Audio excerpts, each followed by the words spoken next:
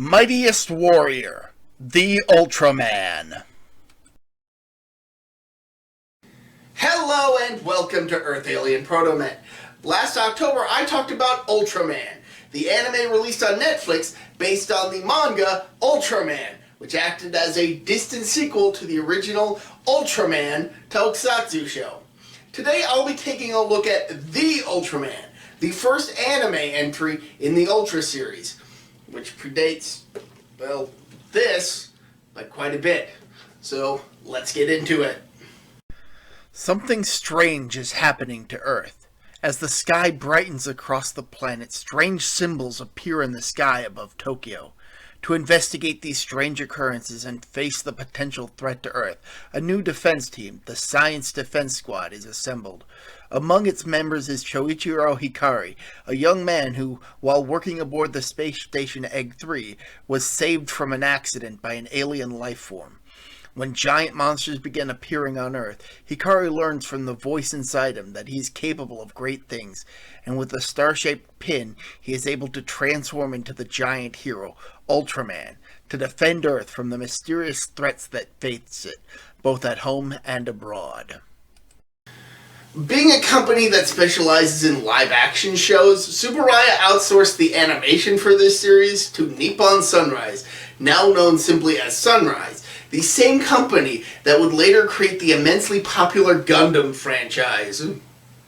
While the members of the Science Defense Squad wind up feeling very similar to the members of Triple SP from the original Ultraman, they still feel more fleshed out than the defense teams of the then more recent seasons of the Ultra series.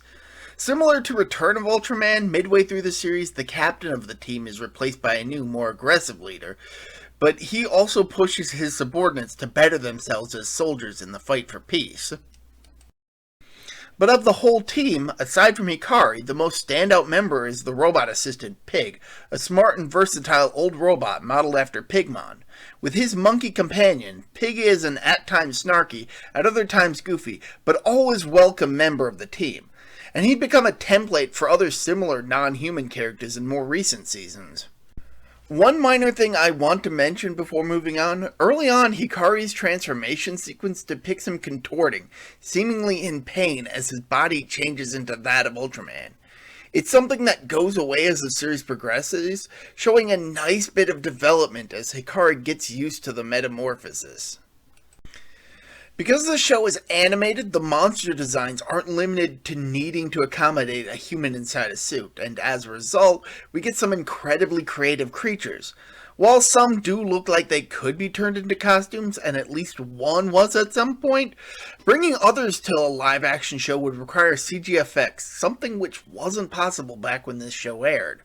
The general look of everything is a tad cartoonish, even the humans, but this is a cartoon, so it's forgivable. While much of the show feels very similar to past entries in the Ultra series, with most episodes following the standard Monster of the Week format, this changes roughly halfway through the series.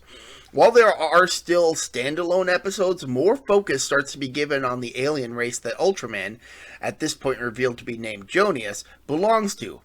Not only are other inhabitants of his home planet U40 revealed, but so is the history of the race and how they came to possess the power to become Ultramen.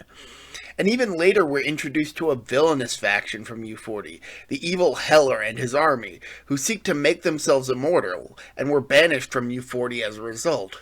And I'm not gonna lie, the history and denizens of U40 are perhaps the best part of this show. While the Land of Light and its history has been explored earlier in the Ultra series, never before had we been introduced to members of an Ultra race that were just regular civilians rather than pure fighters.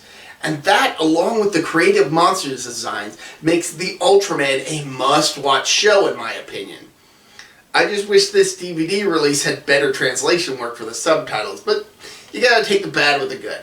So, until next time, I'm ProtoMet. See ya!